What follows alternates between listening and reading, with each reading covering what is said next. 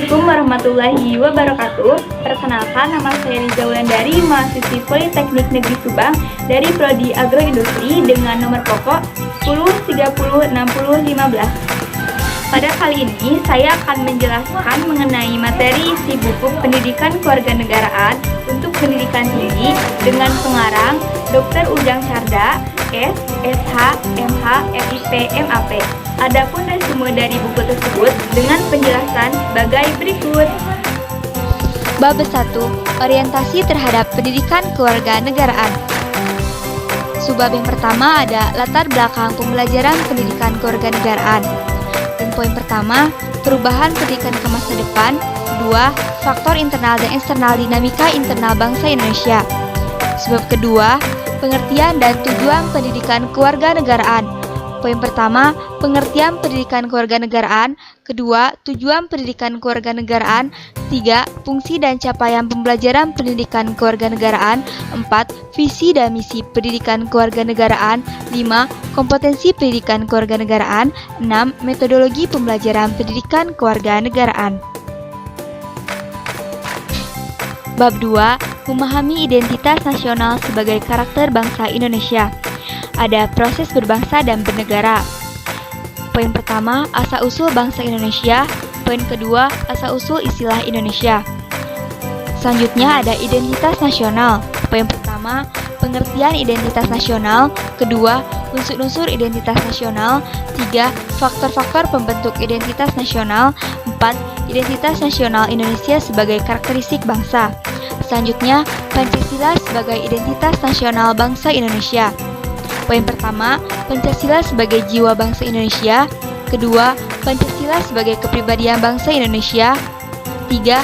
Pancasila sebagai pandangan hidup bangsa Indonesia. 4. Pancasila sebagai ideologi bangsa dan negara Indonesia.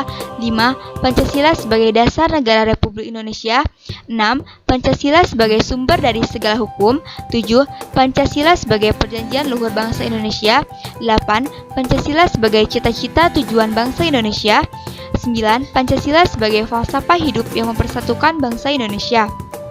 Dan selanjutnya, Bhinneka Tunggal Ika sebagai identitas nasional bangsa Indonesia.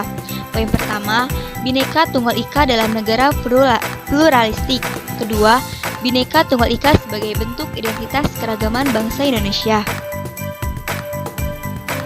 Selanjutnya ada Pancasila sebagai nilai dasar pendidikan kewarganegaraan.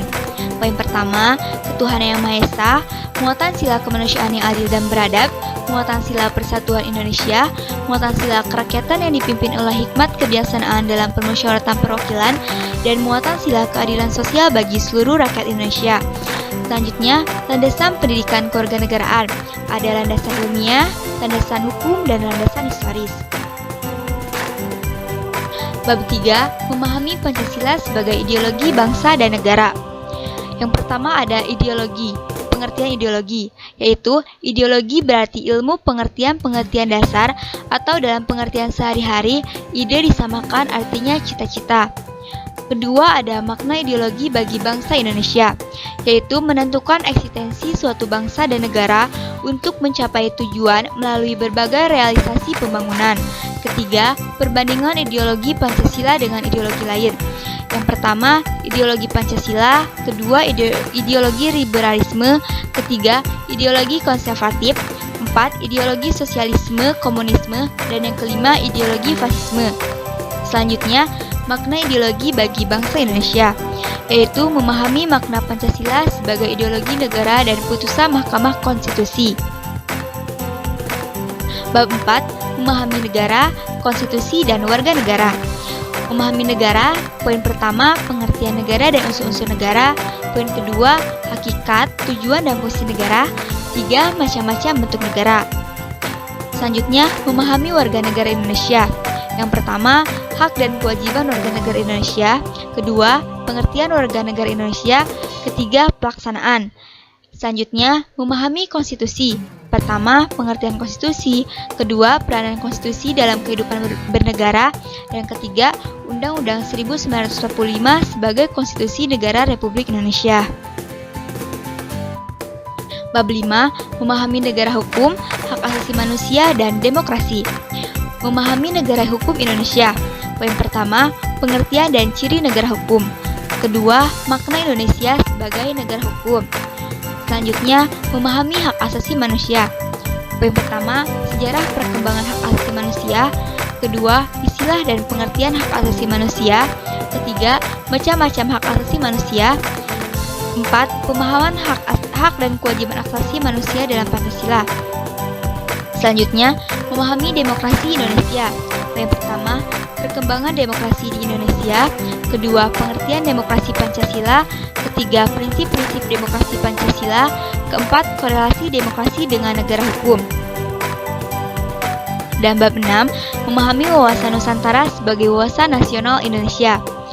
Ada pengertian wawasan Nusantara, yaitu faktor untuk mewujudkan aspirasi dan perjuangan bangsa.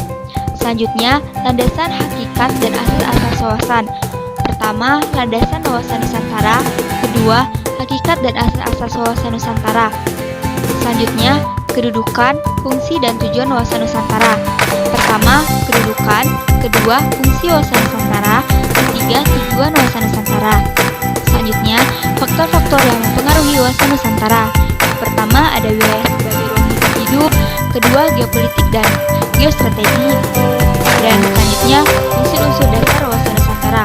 Pertama, unsur wadah. Kedua, isi wawasan Nusantara. Dan ketiga, tata laku wawasan.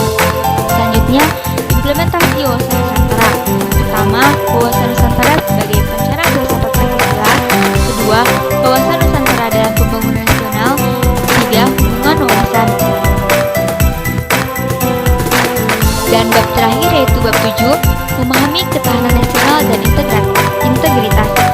Ketahanan nasional. Poin pertama, pengertian ketahanan nasional. Kedua, unsur-unsur ketahanan nasional. 3. Landasan ketahanan nasional. 4. Asas-asas ketahanan nasional. 5. Sifat-sifat ketahanan nasional.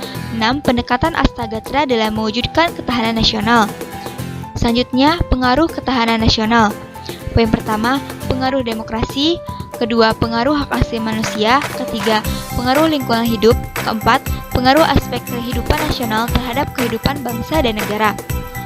Dan poin terakhir ada integritas nasional. Pertama, integritas nasional dan prioritas masyarakat Indonesia. Kedua, strategi integrasi. Dan ketiga, integrasi nasional Indonesia.